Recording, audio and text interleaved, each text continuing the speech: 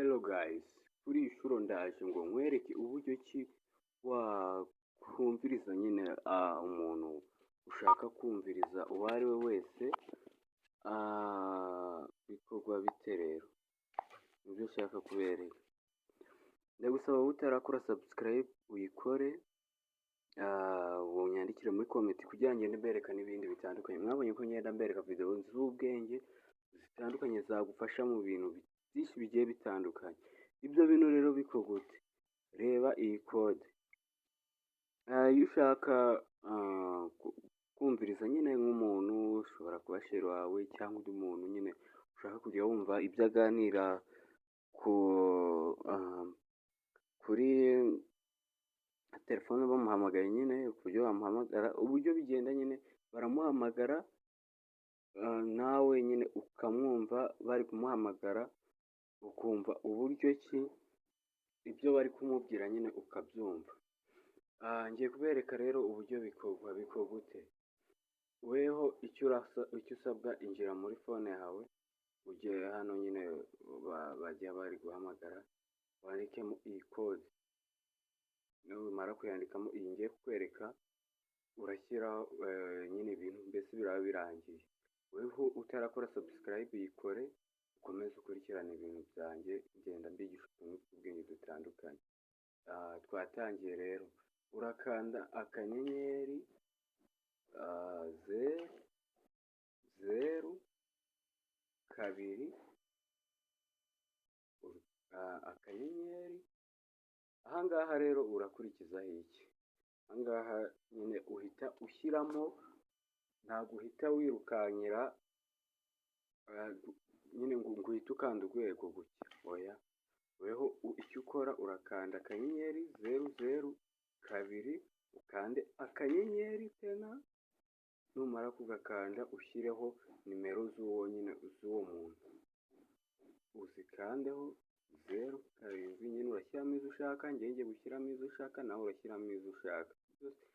Ariko nyine kubera ko ngewe nta muntu ushaka kumviriza, kanze nshyiremo izo mbonye, ariko ndahita mbikuramo, nzaberekana video y'uburyo wahita ubikuramo. Byose nzajya ngenda bibereka. Nicyo naziye ni ukugira ngo dufashanye, mbafashe ibintu bikomeze kugenda neza nyine. Gashyiremo izi ngizi 078 079.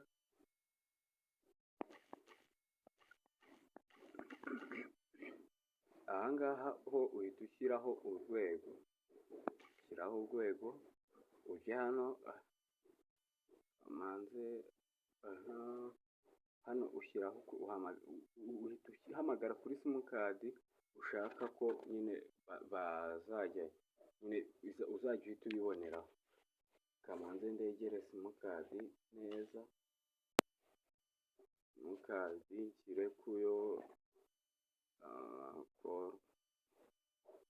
for preference, nkanda hano kuri ask every time kugira ngo bajye bamanza bambaze iyo nshaka gukoresha. Iyo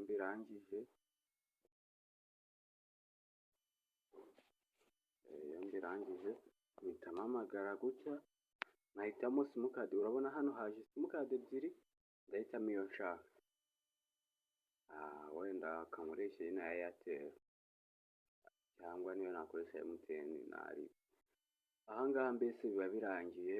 Iyo wemeje haba ari iyo, nuko nyine nashaka kubikora, ariko nyine wemeza ko ushaka, ugategereza akanya gato ibintu bigahita byikora.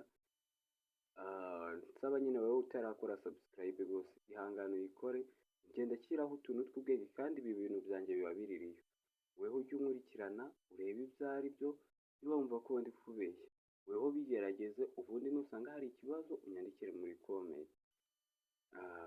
Ngenda mbereka ibintu by'ubwenge, nuko mba mbona nyine mutanyandikira comment ngo mbibereke ibindi bitandukanye. Ubu nzahita mbereka n'uburyo bino bintu wabikuramo nyine uwo muntu udashaka kumwumviriza. Sawa, murakoze. Ahangaha nyine uhita ukanda kuri iyo simukadi, dore n'ubu nkanze nk'ahangaha kuri iyi ya Airtel. Ubwo nyine niho bajya bamuhamagara akaba ariho mpita mbibonera. Aha dore nka gutya ugategereza mimi code start. Hano bahita bakubwira ati call forwarding connection problem your invite mimi code. Aha nyine usibye ko izi simukadi nakoresheje zirimo ari ebyiri zose ziri muri phone, naho habera ikibazo wowe wakoresha simukadi y'uwo muntu nyine ushaka kugira. Njyewe nanze kwendereza abantu nyine natabikorera umuntu utabishaka, wenda bakaba bahita banamuhamagara nkahita mbibona, byaba bibaye ikibazo. Sawa, murakoze mwe mukurikirane video zanjye 5/5, nzagenda mbereka n'ibindi. Mukomeze kugira umunsi mwiza. Wowe urebye iyi video uri umunyamahirwe.